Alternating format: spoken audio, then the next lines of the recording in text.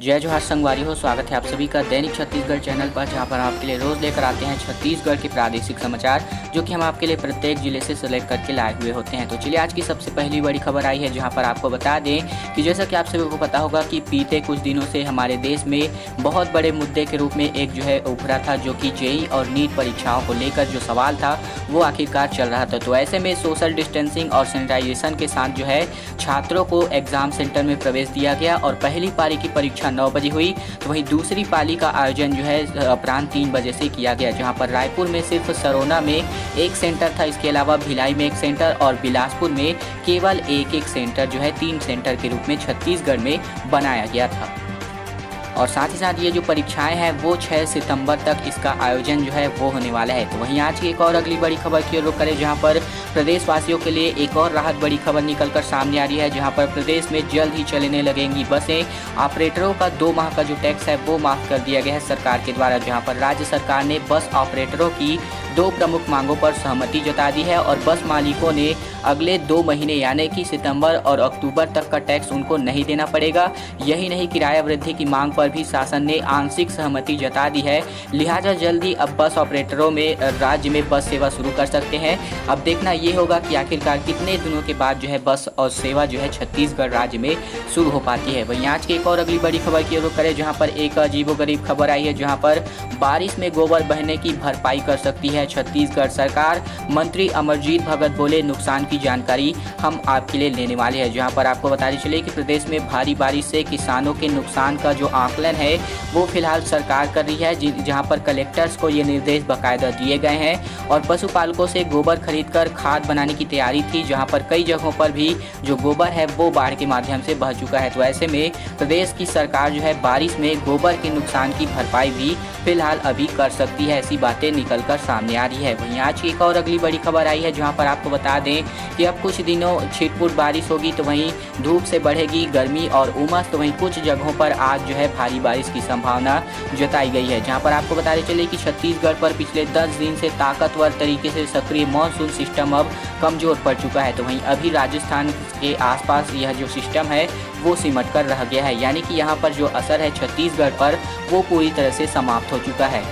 मौसम वैज्ञानिकों के मुताबिक अगले 4-5 दिनों तक प्रदेश में छिटपुट बारिश के आसार जताए हैं। तो वहीं 2 सितंबर को 1-2 जगहों पर जो है भारी वर्षा हो सकती है, लेकिन ज़्यादातर स्थानों में मौसम जो है साफ रहने की संभावना जताई गई है। वहीं दोस्तों आज की एक और अगली बड़ी खबर आई है, जहां पर आपको बता दें कि अनलॉक 4 की गाइडलाइन 1 सितंबर से लागू हो चुकी है। तो ऐसे में प्रदेश ने भी कुछ ऐसी गाइडलाइन जारी की गई है, जिसके मुताबिक स्कूलों को खुलने को लेकर भी, तो वहीं कई जो अभी सेवाएँ बंद है तो उनको खुलने को लेकर भी बड़ी खबर निकल कर सामने आई है, जहां पर खबर है कि केंद्र सरकार की गाइडलाइन के अनुरूप छत्तीसगढ़ में भी सारी रियायतें जो है वो दी जाएंगी और साथ ही साथ जल्द ही प्रदेश की सरकार इसे लेकर विस्तृत गाइडलाइन जारी करेगी। तो वहीं स्कूल खोलने के सवाल पर जो है राज्य के स्कूल शिक्षा मंत्री डॉक्टर प्रेम सिंह टेकाम ने कहा है, प्रेमसाय सिंह टेकाम ने, कि उनका जो है बच्चों की पढ़ाई को लेकर चिंता है, लेकिन इस दशा में जो है अभी फिलहाल में जो स्कूल है वो किसी भी दशा में नहीं खुल सकते हैं, ऐसा कहना है हमारे छत्तीसगढ़ के शिक्षा मंत्री का। वहीं आज की एक और अगली बड़ी खबर की ओर रुख करें, जहां पर 16 अगस्त को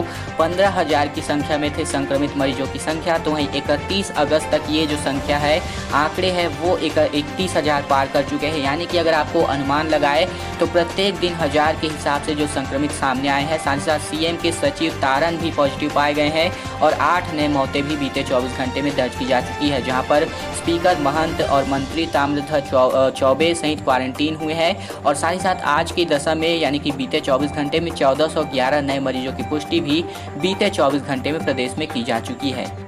अपने आप में जो बीमारी है वो महामारी जो है अभी छत्तीसगढ़ में पीक पर जो है चल रही है। वहीं आज की एक और अगली बड़ी खबर की ओर रुख करें, जहां पर राज्य में बार और क्लब खोलने के आदेश जो है जारी कर दिए गए हैं। तो सांसद सोनी है, उन्होंने कहा है कि सरकार जो है खुद क्वारंटीन हो चुकी है, जबकि जनता को महामारी से लड़ने के लिए छोड़ा गया है। जहाँ पर आपको बताते चले कि सांसद जो हमारे सोनी है उनका कहना है, ये जो बयान है वो सामने आया है, जहाँ पर सुनील सोनी ने कहा है कि राज्य सरकार की लापरवाही इस बात से ही साबित हो जाती है कि केंद्र ने 248 वेंटिलेटर दिए हैं, जिनमें से 18 का इस्तेमाल हुआ है, बाकी सब बेकार पड़े हैं। ऐसा कहना है सांसद सुनील सोनी का। वहीं आज की एक और अगली बड़ी खबर की ओर करें, जहां पर अगली बड़ी खबर की ओर बढ़े इससे पहले हमारी एक छोटी सी रिक्वेस्ट है आप लोगों से, अगर आपने हमारे चैनल को अभी तक सब्सक्राइब नहीं किया है तो आपके अपने चैनल दैनिक छत्तीसगढ़ को तुरंत से सब्सक्राइब कर लीजिएगा। उसके बाद बेल आइकन को दबाकर ऑल नोटिफिकेशन को जरूर ऑन कर लीजिएगा, ताकि छत्तीसगढ़ की कोई भी खबर हो वो सबसे पहले आपको इसी चैनल के माध्यम से आपके दोस्त अभिजीत कुमार के द्वारा मिलती रहे। वहीं आज की एक और अगली बड़ी खबर की ओर करें, जहां पर हवाई यात्री तो दोगुने हुए।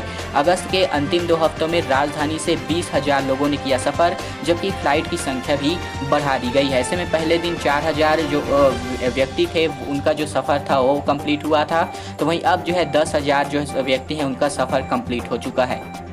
ऐसे में लॉकडाउन खत्म होने के तुरंत बाद हवाई यात्री को लेकर यात्रियों की बेचैनी अब कम होने लगेगी, जबकि अनलॉक के बाद यानी कि जून में हर हफ्ते करीब 3,000 यात्री जो है सफ़र कर रहे थे, लेकिन अगस्त के आखिरी 2 हफ्तों में यात्रियों की संख्या जो है 10-10 हज़ार से ज़्यादा रही। यही नहीं, अगस्त में राजधानी से भी फ्लाइट की संख्या जो है 6 गुना बढ़ गई थी, यानी कि आप जो है यात्रियों का अंदाज़ा इसी बात से लगा सकते हैं। वहीं आज की एक और अगली बड़ी खबर की रुख करें, जहाँ पर मुख्यमंत्री भूपेश बघेल ने लिखा GST की राशि का भुगतान किया जाए, साथ ही साथ कर्ज लेने से राज्य पर जो भार है वो पड़ेगा। ऐसा केंद्रीय मंत्री को पत्र लिखा गया है मुख्यमंत्री भूपेश बघेल के द्वारा, जहां पर भूपेश बघेल ने केंद्रीय वित्त मंत्री निर्मला सीतारमण को जो है पत्र लिखकर GST क्षतिपूर्ति राशि नहीं दिए जाने पर सवाल खड़े किए हैं। तो वही केंद्र सरकार ने वर्ष 2020-21 के लिए राज्यों के GST राशि है उसमें कमी के चलते राज्यों को कर्ज लेने का जो विकल्प है वो दिया है। तो वहीं छत्तीसगढ़ को 4 माह से जो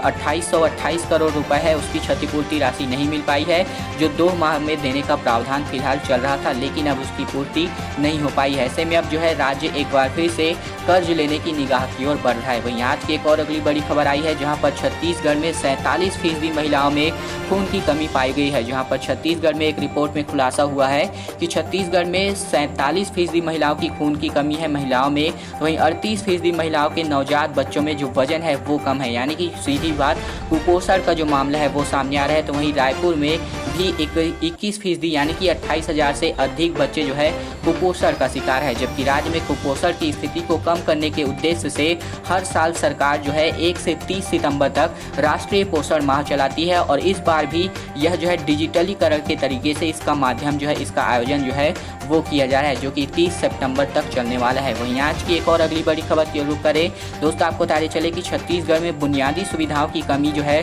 प्लाज्मा थेरेपी में रोड़ा बन रही है। जहां पर आपको बताते चले कि प्लाज्मा थेरेपी उन मरीजों के लिए यूज़ की जाती है जो कि महामारी यानी कि जो कोरोना वायरस है उससे संक्रमित हैं। अगर वो ठीक हो जाते हैं तो उनका जो प्लाज्मा है वो लेकर के संक्रमितों का जो इलाज है वो इस माध्यम से किया जाता है। जहाँ पर प्रदेश में महामारी मरीजों का जो इलाज है प्लाज्मा थेरेपी से सुविधा तक नहीं मिल पा रही है, जबकि सभी राज्यों में लगभग यह सुविधा जो है चालू हो चुकी है। तो वहीं आज की एक और अगली बड़ी खबर की ओर बढ़े इससे पहले वीडियो को एक लाइक जरूर कर दीजिएगा। वहीं आज की अगली बड़ी खबर आई है, स्पीकर, गृह मंत्री और कृषि मंत्री भी होम आइसोलेशन में बताए जा रहे हैं। जहां पर मुख्यमंत्री भूपेश बघेल के बाद विधानसभा अध्यक्ष डॉक्टर चरणदास महंत, गृह मंत्री ताम्रध्वज साहू और कृषि मंत्री रविंद्र चौबे भी एहतियात के तौर पर होम आइसोलेशन में रहेंगे, जबकि विधानसभा अध्यक्ष के निजी कर्मचारियों में शामिल उमेश देवांगन के महामारी संक्रमित मिलने की वजह से महंत और उनके कर्मचारियों ने होम आइसोलेशन में जाने का फैसला है वो लिया है। तो आज की एक और अगली बड़ी खबर की ओर रुख करें, जहां पर 70 पदों के लिए जो नौकरी की मारामारी है वो यहां पर देखने को मिल सकती है। जहां पर अंदाज़ा लगा सकते हो आप कि 5,000 से अधिक आवेदन सिर्फ मात्र और 70 पदों के लिए देखने को मिले हैं। तो वहीं 3 शासकीय अंग्रेजी मीडियम स्कूलों में जो भर्ती है वो होनी है, और शासकीय अंग्रेजी मीडियम स्कूल में शिक्षकों की संविदा भर्ती प्रक्रिया शुरू हो गई है। इसमें विभाग द्वारा जारी विज्ञापन के शासकीय अंग्रेजी मीडियम स्कूल का शिक्षक बनने के लिए जिले के लगभग 5,000 से अधिक शिक्षकों ने दिलचस्पी दिखाई है। तो वहीं यहाँ पर आप जो ही हालात है वो उसकी समीक्षा खुद अपने आप से कर सकते हैं। वहीं आज की एक और अगली बड़ी खबर आई है, जहाँ जहां पर औसत बारिश का नया रिकॉर्ड निकल कर सामने आया है। अभी मानसून समाप्त होने में फिलहाल 1.5 माह शेष है।